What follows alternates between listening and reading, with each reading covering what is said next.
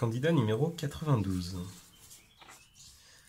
Alors déjà, je constate que tu m'as fait un petit truc original ici, c'est-à-dire tu as écrit sur des feuilles simples et tu m'as mis comme ça une petite feuille en forme de chemise pour me retenir les deux. C'est pas une mauvaise idée d'avoir mis une petite feuille pour retenir les deux, par contre, l'année prochaine il faudra vraiment penser à avoir des feuilles doubles, puisque que tu sois en lycée technologique, en lycée professionnel ou en CFA, on attendra que tu aies ton matériel et les devoirs se rédigent sur des feuilles doubles. Pour le brevet, ça ne changera pas grand-chose, vu que de toute façon, on te fournira les feuilles. Donc, tu auras forcément le bon matériel. Quand je regarde juste ta copie comme ça, je remarque qu'au niveau de l'écriture, c'est compliqué à lire. D'accord? Alors, je te demande pas de me faire quelque chose de parfaitement calligraphié, mais essaye au maximum de bien former tes lettres pour que ce soit lisible. D'accord? Parce que par exemple, ici, ce mot-là, j'ai vraiment du mal à le lire. D'accord? Donc le but, c'est pas de faire une œuvre d'art avec une calligraphie très très poussée, c'est juste que ce soit lisible. Et là, c'est un petit peu limite au niveau de la lisibilité. Alors, on va regarder en détail ce que tu nous fais question par question. Donc dans le premier, tu nous fais QK sur QP, ça fait 0,09. Alors là, je ne comprends pas d'où sort ce nombre, puisque il n'apparaît pas du tout dans l'énoncé en fait. Alors, regarde, ici j'ai fait la figure avec toutes les données de l'énoncé et il n'y a pas de 0,09.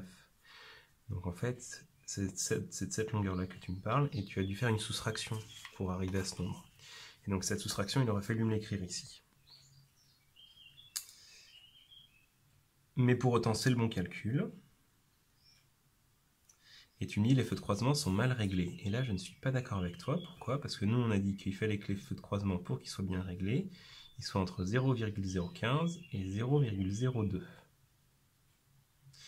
Et là où tu t'es trompé, c'est que regarde, ici il y a 3 chiffres après la virgule, et ici il n'y en a que 2. Ce qui fait que pour bien les comparer, le plus simple c'est de mettre le même nombre de chiffres après la virgule de chaque côté. Donc ici tu as 15 millièmes, et ici tu as 20 millièmes. Et toi tu as trouvé 0,018, c'est-à-dire 18 millièmes. Et bien 18 millièmes, c'est bien compris entre 15 et 20 millièmes. Donc les feux de croisement sont bien réglés.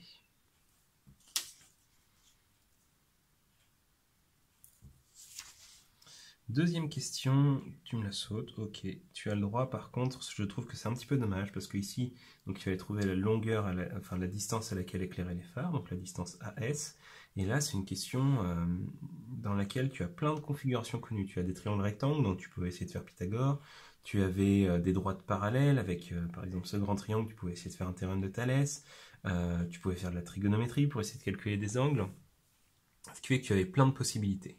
Alors c'était pas facile de trouver la bonne technique, ça c'était une question un petit peu compliquée. Mais pour autant, si jamais tu me montres dans une question comme ça que tu arrives bien à appliquer un théorème de Pythagore par exemple, bah, sur les 8 points tu en aurais peut-être récupéré 2. D'accord? Même si c'était pas du tout la bonne idée, que tu étais parti dans une mauvaise direction, ça te faisait quand même des points du moment où tu me fais un théorème de Pythagore bien proprement.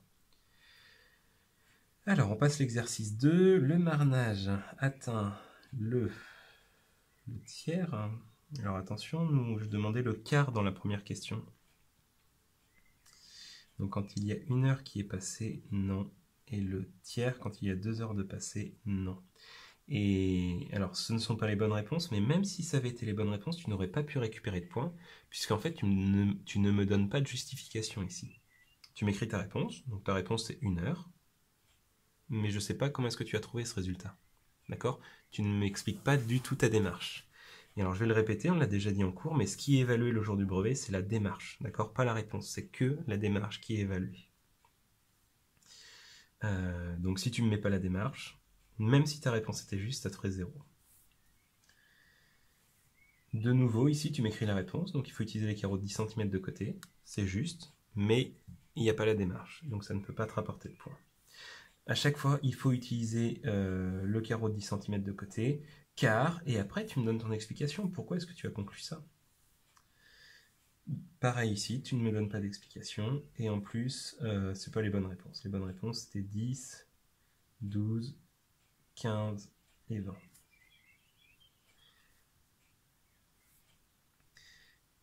15 fois 16 égale 240, 15 fois 24 égale 360. Ça, c'est très bien. Donc, j'aurais bien aimé que tu m'expliques un petit peu à quoi correspondait ce 16 et ce 24.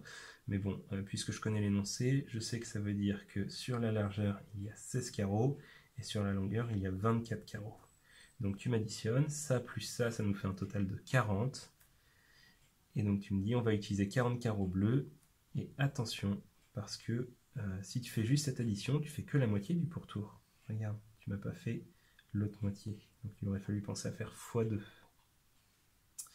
Il y a aussi une petite erreur au niveau des carreaux des angles.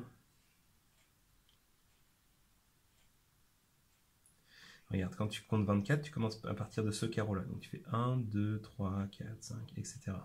Et pour 16, tu pars aussi de ce carreau-là. 1, 2, 3, 4, 5, 6. Ce qui fait que le carreau de l'angle, ici, tu l'as compté 2 fois. Donc là, il y avait un petit piège aussi sur lequel tu t'es trompé. Alors je te mets la moitié des points, puisque tu étais bien parti avec tes multiplications, mais il y a 2 erreurs assez importantes, à savoir d'avoir fait que la moitié du périmètre, et puis d'avoir oublié de prendre en compte que le carreau de l'angle, tu l'as compté 2 fois. Alors, il faut utiliser le programme A, oui, et tu me dis que le programme B, il va nous faire ça. Ok, alors c'est pas la bonne réponse pour le schéma, mais sur les 2 points, tu vas quand même récupérer la moitié des points, parce que je constate que tu as bien compris qu'il fallait répéter 8 fois le motif, et je vois qu'il y a cette idée de tourner de 45 degrés. D'accord? En fait, la bonne réponse, c'était on fait le premier motif, et ensuite on tourne de 45 degrés, ce qui fait qu'au lieu de partir comme normalement on serait censé repartir à l'horizontale, et bien là on va repartir à 45 degrés, et on refait un motif. Et on tourne encore de 45 degrés, et on refait un motif. Donc normalement, la bonne réponse c'était ça, une espèce d'étoile à 8 branches, qui n'est pas très jolie mon étoile d'ailleurs. Ok, alors c'était un schéma à main levée, donc quelque chose comme ça convenait parfaitement. Tu as quand même compris 2 choses importantes ici, le fait qu'il y ait une boucle, donc on répétait 8 fois le motif, et le fait qu'il y ait cette histoire de tourner de 45 degrés. Il y a 55 d'espace. Non, je ne suis pas d'accord avec toi, et je vais t'expliquer pourquoi.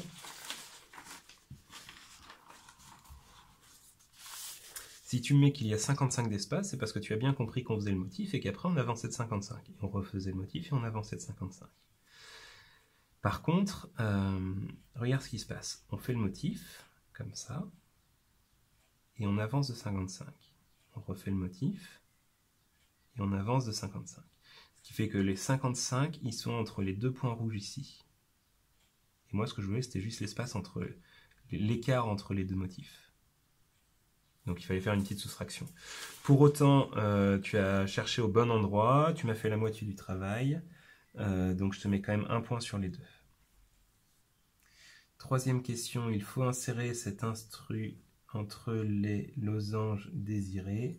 Alors c'est pas assez clair, moi ce que je voulais, c'est où est-ce qu'il faut l'insérer dans le programme A.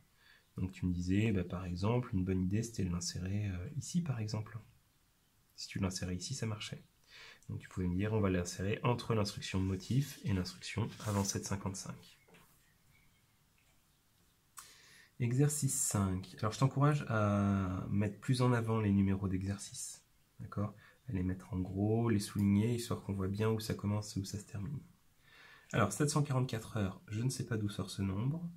299,6 mètres cubes d'eau, je ne sais pas d'où sort ce nombre.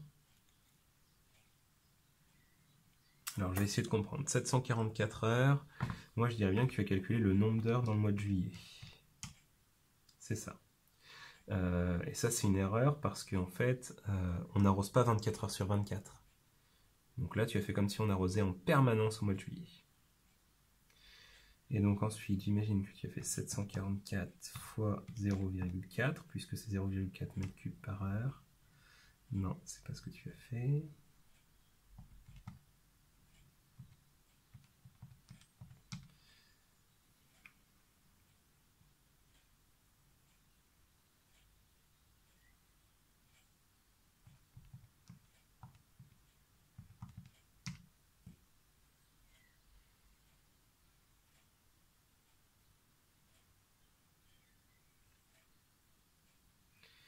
C'est bizarre ce que tu nous fais.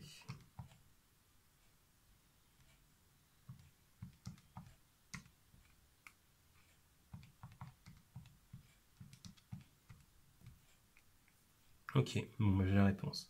En fait, tu as voulu faire 744 divisé par 0,4. Non, pardon. Tu as voulu faire 744 fois 0,4. Ça, c'est ce que tu as voulu faire. Ça te donne 297,8. Sauf qu'en fait, tu t'es trompé en tapant. Tu as tapé 749 fois 0,4. Et donc, ça t'a donné ce résultat-là. Donc, ça veut dire que tu t'es trompé entre les deux. Et donc, tu as oublié une deuxième chose très importante, à savoir que il y avait 12 circuits de 4 arroseurs. Et là, tu m'as fait comme s'il y avait un seul circuit. Enfin, comme s'il y avait un seul arroseur en tout.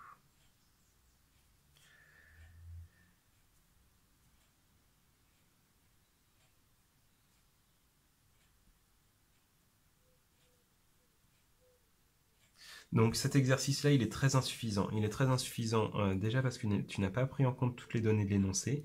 Il est très insuffisant aussi au niveau de la rédaction. C'est-à-dire ici, tu m'écris juste tes résultats. Tu ne m'écris ni les opérations qui t'ont permis de les trouver, ni les phrases pour m'expliquer ce que tu es en train de faire. Donc là, ça ne peut pas te rapporter beaucoup de points. Je vais te mettre 3 sur 10 puisque tu as quand même compris cette notion de débit 0,4 m3 par heure. Mais il faut vraiment que tu t'entraînes sur ce genre d'exercice. C'est un exercice compliqué, je suis d'accord, parce qu'il faut bien tout organiser, il y a plein de données dans l'énoncé, il ne faut pas s'embrouiller. Mais là, ce que tu me proposes, ça ne me convient pas du tout. La fréquence de crise, c'est de 50 battements par minute. Non. Non, c'est pas 50 battements par minute. On va regarder pourquoi. Si jamais on prend le graphique, au départ de la course, on voit qu'on est un petit peu au-dessus de 50. La bonne réponse était 52. Alors je suis d'accord que le graphique là, qu'il est tout petit et qu'il n'y a pas les petites graduations, on n'arrive pas bien à voir si on est à 51, 52 ou 53. Donc si tu m'avais répondu n'importe lequel de ces trois nombres, j'aurais dit ok, si tu me dis 53, on n'est pas très loin de 53. Par contre, si tu me dis 50, je ne peux pas l'accepter parce qu'on voit clairement qu'on est au-dessus de la graduation des 50. Je te mets quand même la moitié des points, puisque tu as fait l'effort d'aller chercher sur le graphique, tu as regardé au bon endroit, et tu as compris comment est-ce qu'on lisait. Ce qui te manque, par contre, c'est la précision. Donc ça te fait 2 sur 4. Ici, 160 battements par minute, oui, je suis d'accord. 53 minutes.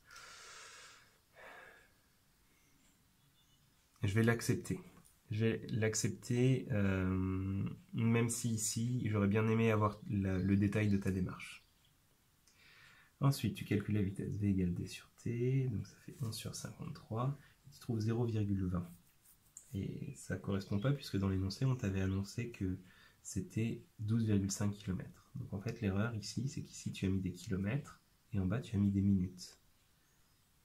Donc ça veut dire que ton résultat, il est en kilomètres par minute. Donc c'est-à-dire qu'il aurait fallu faire le petit calcul, 53 minutes, ça faisait combien d'heures? Donc tu n'es pas encore au point sur le calcul de vitesse, tu connais la formule, ça c'est très bien, c'est ce qui te rapporte les 2 points. Par contre, tu ne sais pas encore bien l'appliquer, donc il faut t'entraîner là-dessus pour être au point le jour du brevet.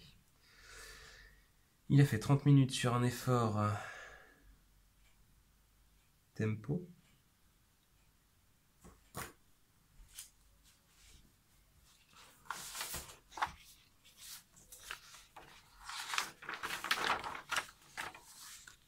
D'accord. Nous, c'était pas du tout la question. La question, c'était pendant combien de temps est-ce qu'il a fait un effort soutenu? Et là, tu me dis un effort tempo. Donc, tu ne réponds pas à la question.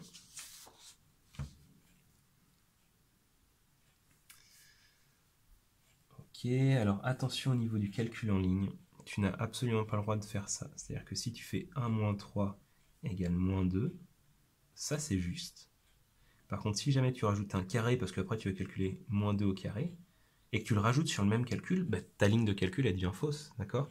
1 moins 3, ça ne fera pas moins 2 au carré. Donc pour rédiger ça, le calcul en ligne, il faut que tu prennes ton résultat et que tu le recopies à la ligne d'en dessous, et que tu me fasses une nouvelle ligne avec le nouveau calcul. Et ici, tu as une erreur, d'ailleurs je le vois puisque tu as mis un petit peu de blanco, il fallait mettre des parenthèses. D'accord? Vu que c'est moins 2 au carré, donc c'est moins 2 fois moins 2, ça donne plus 4. Donc là, tu essaies de me faire un petit bluff, c'est bien tenté. Mais ça va te pénaliser, notamment pour la ligne suivante. Puisque moins 5... Ouh là là, moins 5, ça fait pas moins 25, c'est moins 5 au carré, qui fait moins 25. Et là, tu me calcules le triple du nombre de départ, ça fait moins 15. De nouveau, il faudrait revenir à la ligne. Et tu as oublié qu'en fait, on calcule le carré du nombre de départ, et après on ajoute le triple. Donc il aurait fallu faire moins 25 plus moins 15.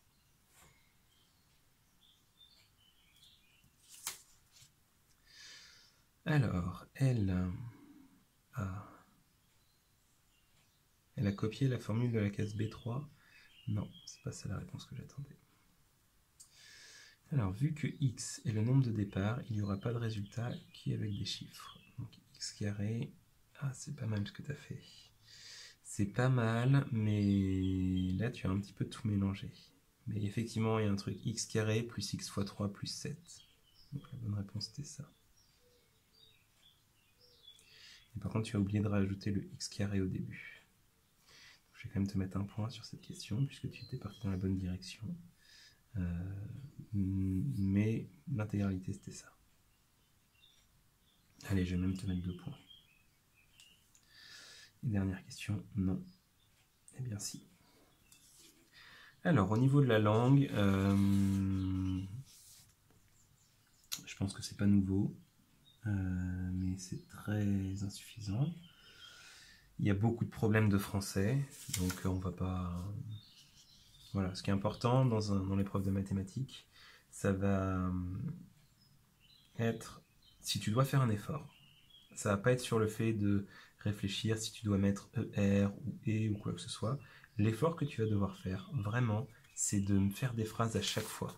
C'est-à-dire que tu peux pas te permettre de mettre comme ça juste un résultat sans écrire le calcul et sans écrire la phrase. Et c'est ça qui va te pénaliser le plus sur ces 10 points de rédaction et de présentation. Donc il faut vraiment que tu fasses des efforts. En plus, regarde, ici par exemple, tu m'as bien écrit ta démarche, je vois la formule que tu fais, je vois l'opération, je vois le résultat. Là, il y a tous les éléments. Il manque la petite phrase réponse. Donc tu es capable de le faire et il faut le faire à chaque fois. Alors, c'est vrai qu'il y a beaucoup de choses à faire en 2 heures, mais il faut vraiment que tu t'efforces de plus me compléter tes réponses que ça.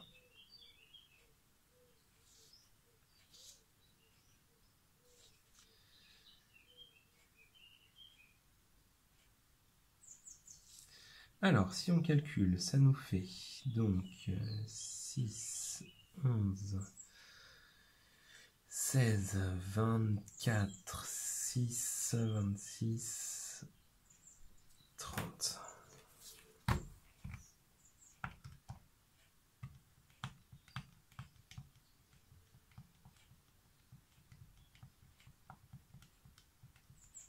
C'est ça. 30 sur 100. Donc, bon, tu t'en doutes bien, c'est très insuffisant pour le jour du brevet. Donc, il faut bien que tu t'entraînes. Sur quoi est-ce que tu peux t'entraîner? Tu peux t'entraîner au niveau de la rédaction. Pour ça, tu peux prendre, tu vas sur Internet, tu tapes brevet maths 2017, tu vas trouver plein de sujets de l'année dernière. Donc, tu t'entraînes à rédiger. Il faut que tu t'entraînes sur le calcul de vitesse. D'accord? Donc, les conversions pour passer de minutes en heures et d'heures en minutes. Il ne faut plus que c'est de secret pour toi. Et tu peux t'entraîner aussi sur les théorèmes de géométrie, puisque cette question sur 8 points, vraiment, est à pénaliser. Donc, sois plus à l'aise sur ces théorèmes de géométrie.